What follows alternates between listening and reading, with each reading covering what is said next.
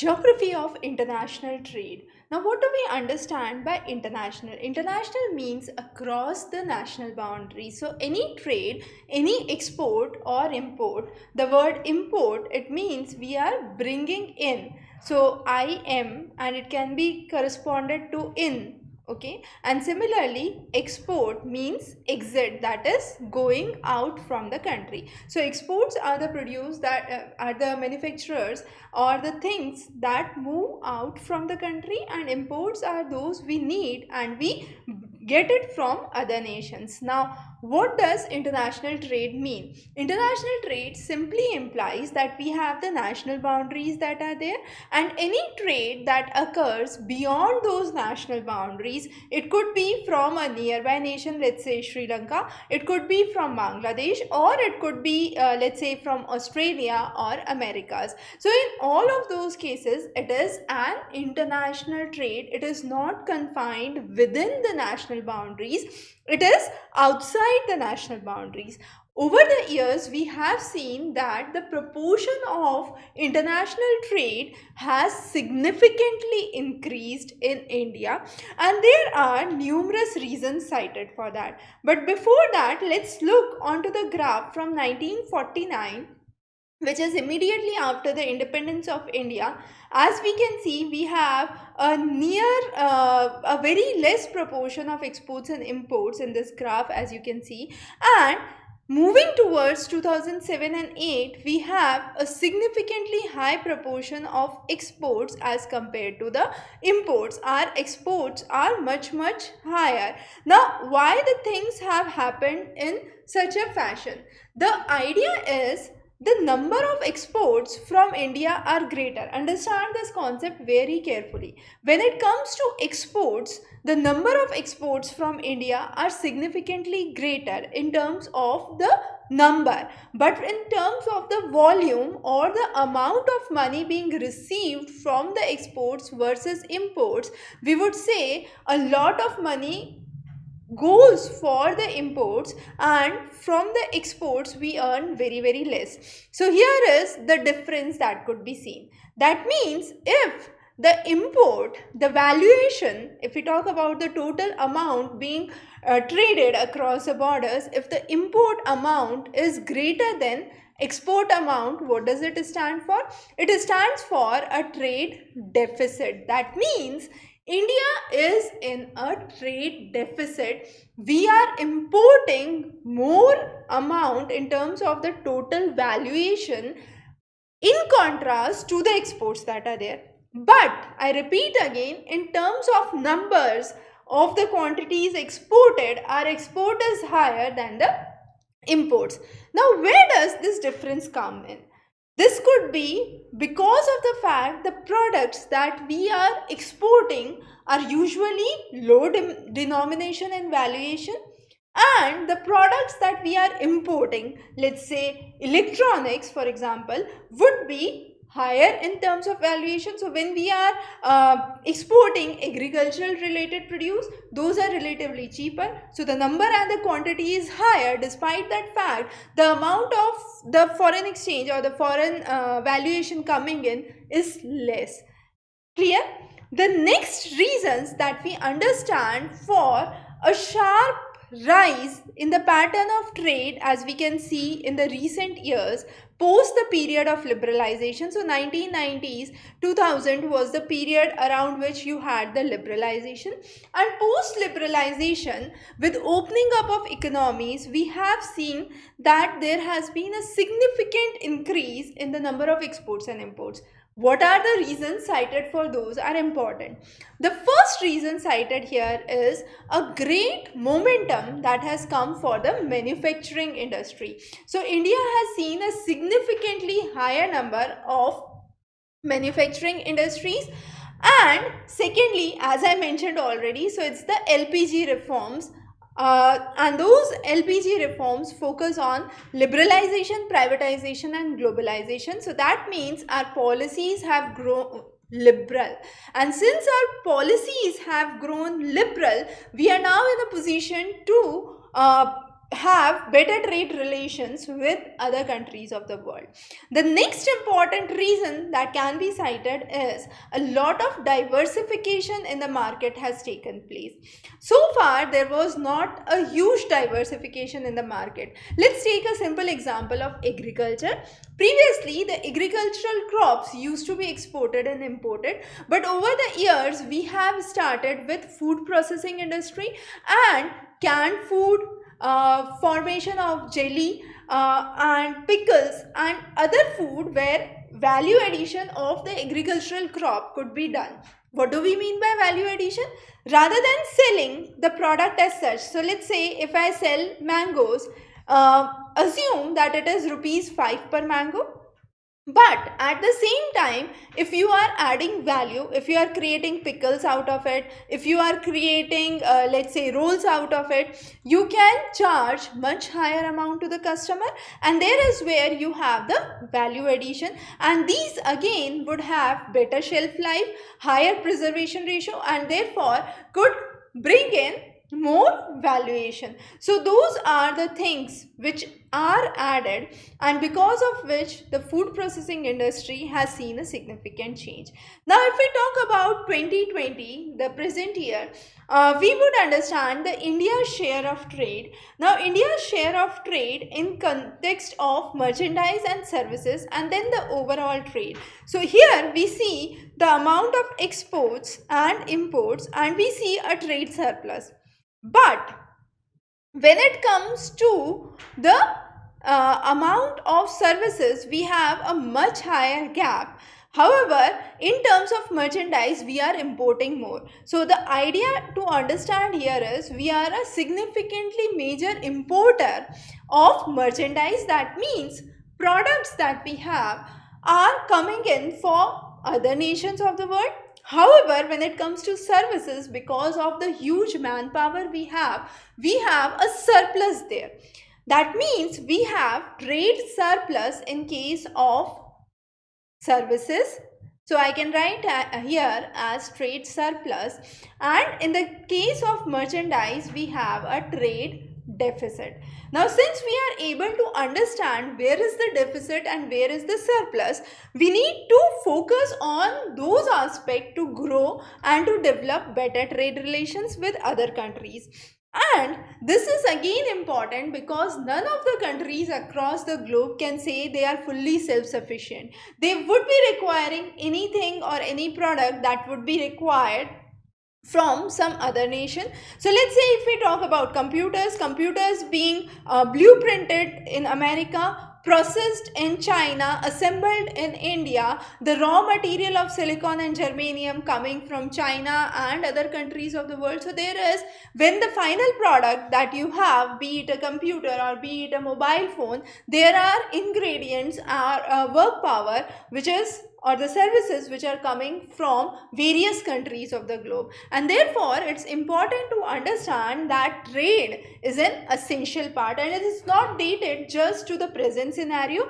We have trade relations that are dated back to the time of British Empire, and we have the British Empire in India, and similarly we have the trade relations which have been seen since the time of Silk Route that has been there. In India, of the total contribution to the world trade, ours is a meager contribution of only 1%. So, can you imagine a country with second highest population in the world has just 1% of the world's trade share? So, we have a significantly higher proportion that could be developed for international trade. Now coming on to the sector-wise analysis. So we'll do the sector-wise analysis first for exports and then for imports.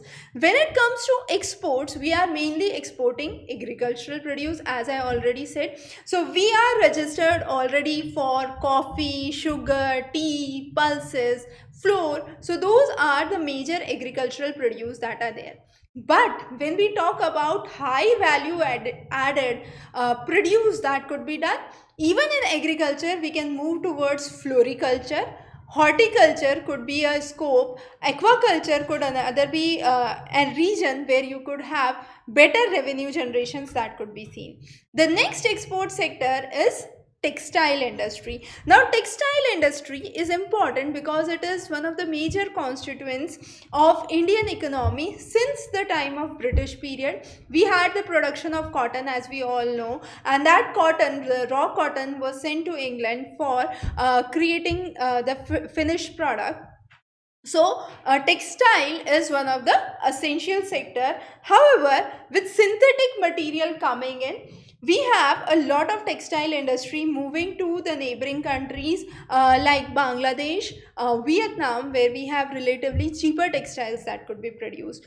Manufacturing is another important segment. India accounts for the highest shares of MSMEs. Now, what are MSMEs? MSMEs are medium and small scale enterprises. Now, these are the small scale or the medium scale industries that we have, and from that, the manufacturing is significantly higher. A lot of things have been added into the export promotion list. However, we are still looking always on the side of the government to understand the liberal policies that the government should take in order to enhance the process of exports. Gems and jewelries, another important segment which has international demand, and another export is the increase in the petroleum products. Now petroleum product is not only used for fuel but is used for varied other industrial purposes as well. So petroleum and associated products are important, and India is exporting now petroleum because we have increased the capacity of the refineries significantly. So our refineries now have strengthened capacity and better capacities than before. Coming on to imports. Now what do we understand by the imports? Imports, despite of the fact that India is one of the major producers of agriculture, we had been importing food grains. Now you might be surprised as to why. So this was the case during the 1950s and 60s. Probably your grandfathers or great grandfathers could tell you more stories about it. But that was the period where India witnessed acute food shortage, and it was at that time we had a significant amount of imports of food grain coming in from foreign countries. Again, besides the food grain that was coming in, capital goods, machineries and equipments. To establish the manufacturing sectors in India, the so-called MSMEs, we require machinery, we require equipments, and those machineries and equipments were coming from other countries, and this was one of the major segment of imports in India. After 1970s, the food grains, the import of the food grain, we could say, was slowly and gradually discontinued, and India started to grow significantly higher amount of food grains by what? And during this time we had the Green Revolution. So with the Green Revolution and the results of Green Revolution that were really green during that time, we saw a significant increase in the amount of the food grain production in India, and as a result the proportion of the food grain imports significantly declined. So this was a major commodity of import till the period of 1950s till 70s, post independent, and later on we started to go self sufficient with food grains. We were able to maintain our own food supplies. But immediately after this Green Revolution, there was another crisis that we met with, and that was the crisis of energy. During 1973, we faced a significant energy crisis, and to cope up with this energy crisis, what was required? Petroleum. So petroleum became another major source of import, and slowly and gradually there was a replacement. Now replacement was seen from agriculture to petroleum products and fertilizers. Why fertilizers? Because the Green Revolution that we are talking about required better fertilizers, and India was not self-sufficient in fertilizers. So we started to import fertilizers for this Green Revolution. In order to curb our imports on food grains, we started imports on fertilizers. So import on fertilizers, import of petroleum started as the energy crisis boomed up. Also, as we said, machinery, capital goods, spare parts, chemicals required for machineries or the process of manufacturing were required, and all these were imported and were imported in a significant amount. The next was the import of capital goods, as I said. So capital goods, the import started because there was a demand for export oriented industries.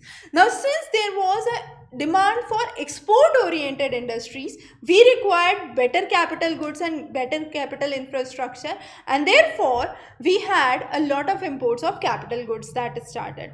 Also non electrical equipments, transport equipments, better quality transport manufacturing sectors, and machine tools were some of the other sectors of import that we focused on.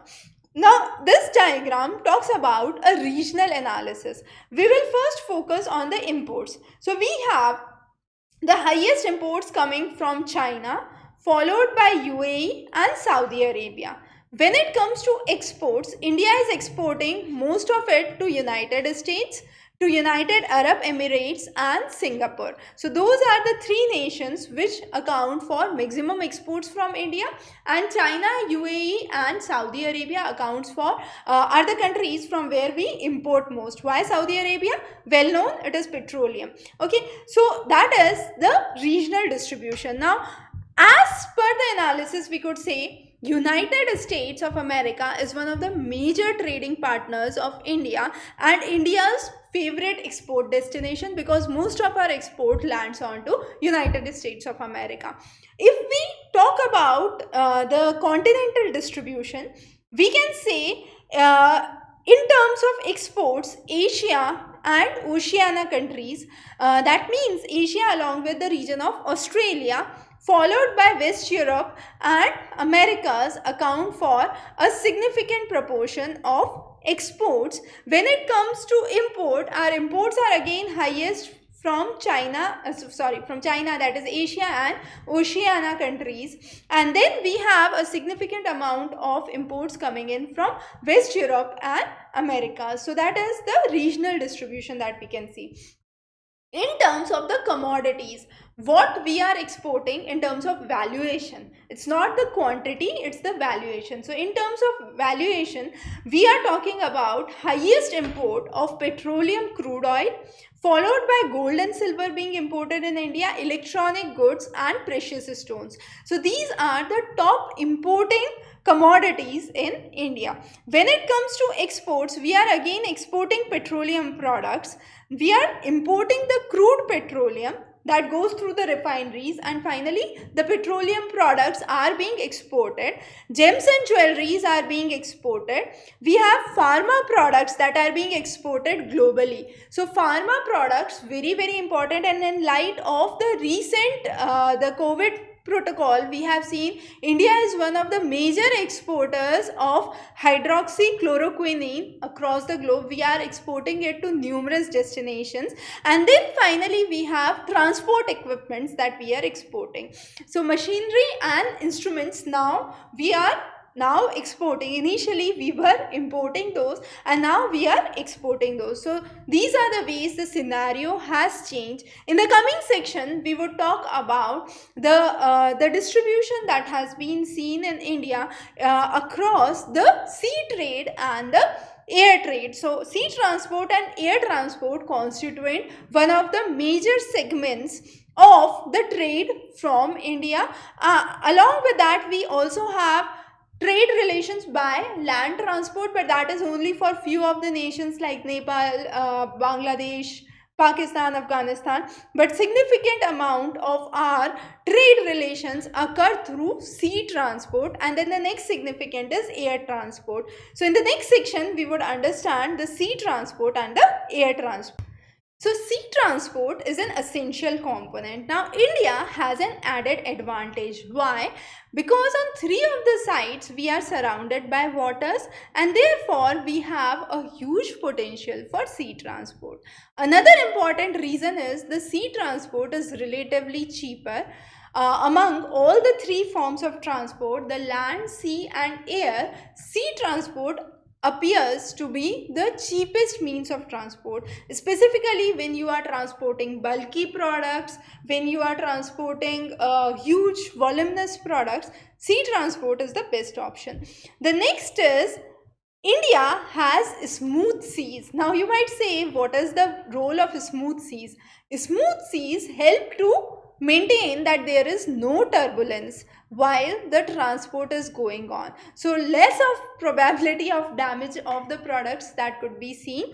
And also we developed strong sea coast or the ports during the British period. So there was an added advantage of early start. So that sea transport had an early start advantage in India. As of 2019 statistics, we have 12 major ports, that are there, and nearly 212 non-major, or we can say minor ports that exist in India. So we have an ample of opportunity when it comes with the port area. Another interesting fact is the word Pattan or Patnam. So you might have heard about Vishakhapatnam. Now this word itself implies port, and this has been a word or a suffix that had been used since the ancient times to indicate the port areas or the port cities. Also, when it comes to the major port, who decides and take care of it? The major ports are taken care by the central government. However, the non-major port or the minor ports are taken care by the state government. So another important aspect, who takes care of which port is important. But despite of the fact we have 212 minor ports that exist in India, 75% of our trade occurs through major port, and these major ports are how many? Just 12 in number. So from these just 12 ports, we have 75% of the total traffic of the trade that goes through the oceanic route. So that is a kind of very significant understanding. Also, one interesting fact, we have the west coast and the east coast. Interestingly, the west coast has higher number of ports as compared to the east coast. So we have more number of ports that exist on the west side in comparison to the east side. Coming on to the ancient time, as we said, Britishers established or gave us an early start. So Britishers came via the sea route and they helped us to develop some of the major trade ports. So Kolkata, we could say, Mumbai, we could say, are some of the major ports that have been developed since the British period. And we had an added advantage not only for international trade but a significantly added advantage post independence that is started. Also, a significant change occurred when we had the partition. So Pakistan region and you have the Bangladesh area, both of these had two important ports. So in Pakistan we had an important port which was Karachi, and in Bangladesh we had an important port which was Chittagong. Before partition, we had these two as one of the major ports. But after partition, in order to relieve the burden of these ports, we had to create new ports in India. So in India, which port was built? You had the Kandla port that was built on the west coast in order to relieve the pressure from the Karachi port of Pakistan. And on the east, we had the Diamond Harbour which was built on Hooghly River in order to relieve the pressure of the Chittagong port in Bangladesh. The capacity of the Indian ports have increased significantly. During the period of 1951, our capacity stood at 20 million tons. However, at present we have a capacity of plus 500 million tons. That means much higher than 500 million tons. So you can see how much we have grown in terms of the total production, the total export volume, or the trade that could move through these ports. Coming on to the 12 major ports. So in this section we would understand the 6 major ports of the west coast, and then we would understand the 6 important ports on the east coast. So let's start with west coast. So the first port we would understand is the Kandla port. As we already said, it is located at the head of the Gulf of Kutch in Gujarat state.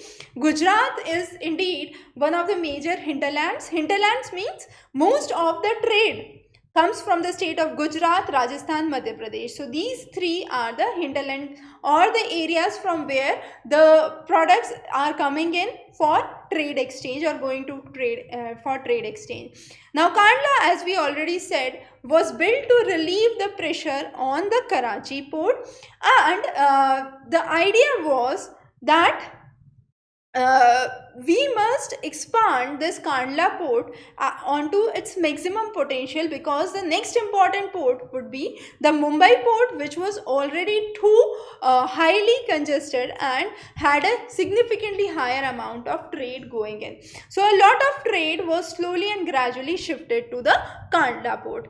Coming on to the next, which is Mumbai. Mumbai port is one of the biggest ports of the country, and it's a natural harbor. It is not artificially created, and therefore it is very important. It's a natural harbor. So it's a natural harbor and it is one of the biggest port.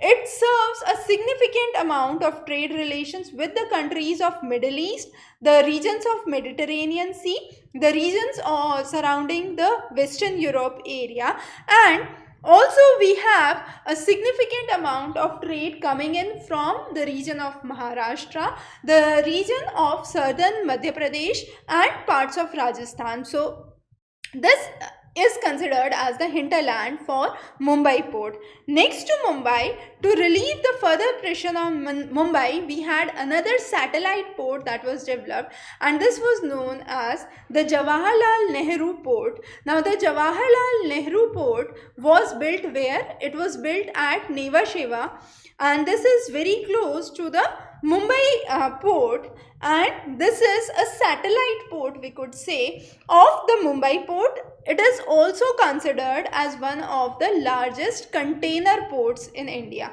So it is a container port. The next important port that we understand is Mormugao. Mormugao lies on the Zori River in the state of Goa. Now, the Mormugao port was initially important because a lot of iron export occurred from Mormugao. Goa is a rich site for iron, but due to the recent conflicts, the production of, or the mining of iron has totally stopped, and therefore iron exports have gone to a cease, and Mormugao port is not functioning at its maximum peak level as it should be.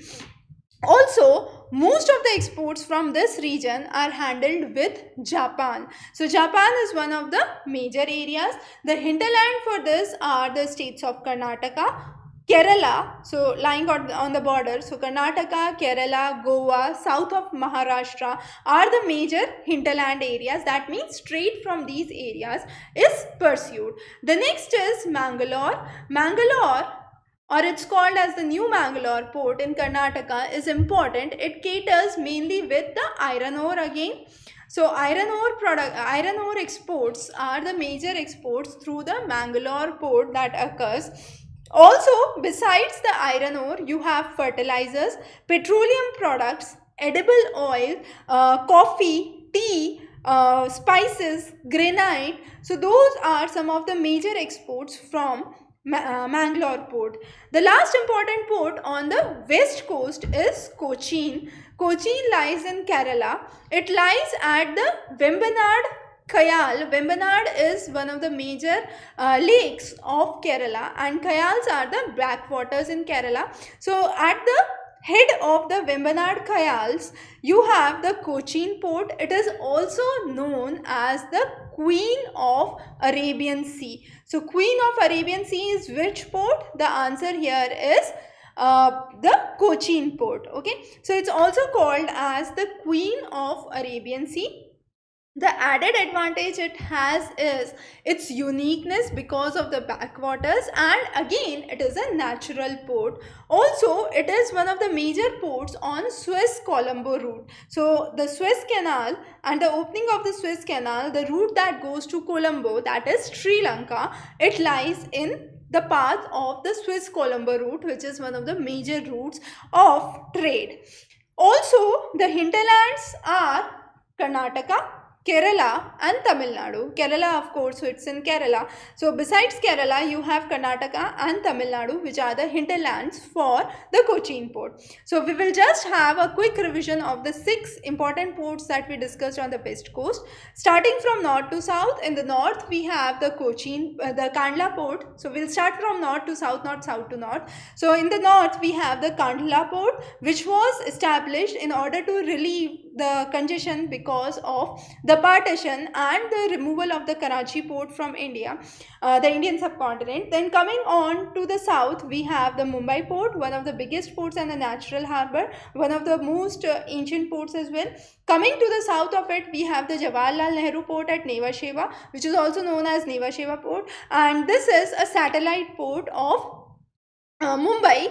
The next to it is Marmagova on the Zori river in Goa. Next to it is Mangalore in Karnataka, and finally Cochin in Kerala. So these are the 6 important ports on the west coast. Coming on to the east coast. In the east coast, let's again move from north to south. In the north, we have the Kolkata port. Now, Diamond Harbour port was built to relieve the pressure of Chittagong. Kolkata port is one of the oldest ports. It was during the time of the British period. It had an advantage of early start, as we already mentioned, and it lies on which river? It lies on Hooghly river. It is one of the significant ports through which a lot of trade occurs, and there has been always the diversion of trade that has been seen from the Kolkata port. As a result, we had numerous other ports that were built. Haldia port was another important port that was built, but there was a very important problem that occurred, and that was the problem of siltation that occurred on the Hooghly river. Now, as we have seen the region of Sundarban deltas, it is the area where you have the Ganga Brahmaputra that merges and finally drains in. So you have lot of sediment that comes in and accumulates. So problem of silt deposition on the Hooghly river and the region surrounding to it is very significantly high, and there has to be a constant effort to clean up the sediments or the silts that are being deposited in those areas. The next to the Kolkata port that we would understand is the Paradip port. Now, Paradip port lies in Odisha. It is again one of the major ports of India for iron ore exports. It lies on which river? It lies on the Mahanadi river. Besides the Paradip, we have another important port close to Kolkata, which we already said is the Haldia port. Now, Haldia port has been built as a decongestion of the Kolkata port, similar to the Jawaharlal Nehru port being built as a decongestion of the Mumbai port. We have Haldia port being built up as a decongestion of the Kolkata port. It's not far off, only 100 kilometers or so from the Kolkata main port. Also, Haldia port is known for the cargo trade, mainly for iron ore, coal, and you had numerous nearby countries which are connected by land that are bringing in products to the Haldia and the Kolkata port. And which are those countries? Those are Nepal and Bhutan. So lot of trade relations not only for India but also for the countries like Nepal and Bhutan occur through these two ports, which is the Kolkata port and the Haldia port. Paradip port we already said. Now coming on to the hinterland area of Paradip port. Paradip port located in Odisha. You have the hinterland areas of course of Odisha, and then you have Chhattisgarh as one of the major hinterland along with Jharkhand, from where you have the mining exports that are seen.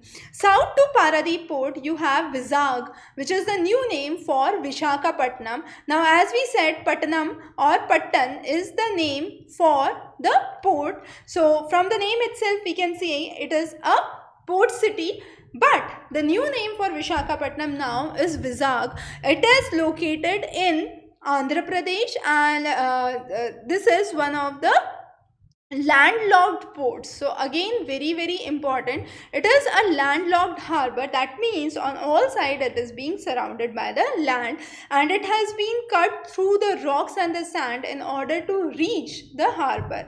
So very important, Vizag port. A lot of iron ore exports occur through this, and also since it is landlocked, there is a harbor and then a outer harbor connected to it, through which you have most of the trade that goes in. The most important trade, as we said, is iron and petroleum products from Vishakhapatnam. Next to it we have the Chennai port, and because to relieve the pressure of Chennai port, we have a another satellite port of Chennai, which is Ennore. Now what are the satellite ports? A quick revision.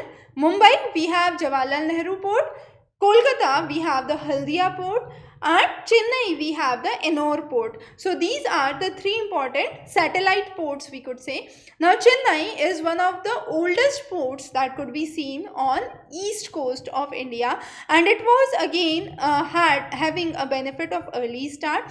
During the time of British movement, you have Chennai port that was established, but this region has shallow seas, and as a result it is suitable for the larger ships to enter close to the coast, and it has the hinterland area of Tamil Nadu, the regions of eastern Karnataka and Kerala, through which the trade actually occurs. The last important port that we would understand now is the Tuticorin.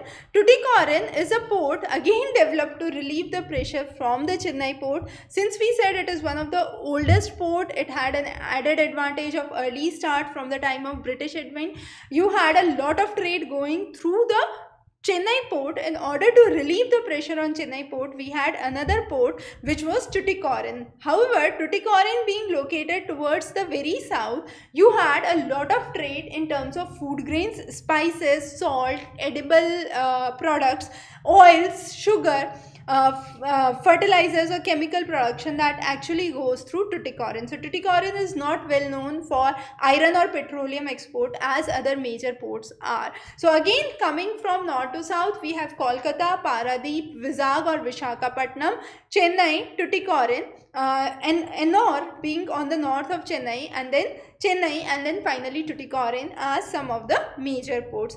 Now, as we said, sea transport itself is not sufficient. Air transport plays a significant role. Why? Air transport, despite of the fact it is expensive than sea transport, it can be reached to the harsh or the hilly terrains where other facilities cannot actually go. So any transportation that cannot reach the regions which are directly accessible by sea, or which are extremely heavy, high terrain or harsh climatic conditions, air transport is the only way. The next important reason is it is faster, or the fastest form of transportation among the three. So what is best to transport through the air transport?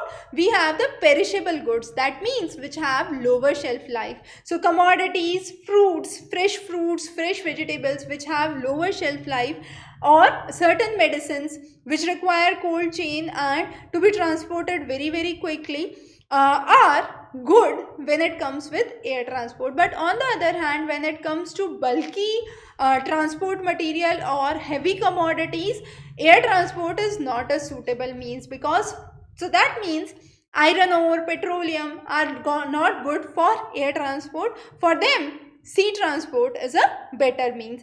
India as of now has 486 airports across the country, with which includes airports, airstrips, flying schools or major military bases, of which we have 34 international airports that are there. 123 airports have scheduled commercial flights which are for dual use. Dual use means they are used for both purpose, that is the purpose of civilian flights as well as for the purpose of army. So there are 123 airports which are dual use, where you have the civilian flights as well as army. Siliguri, Pune are some of the good examples for the same. So that was an introduction about the international trade, the major regions through which we have the international trade and the segments of international trade. We would be covering many further interesting lectures for you. Stay tuned. Have a wonderful day ahead.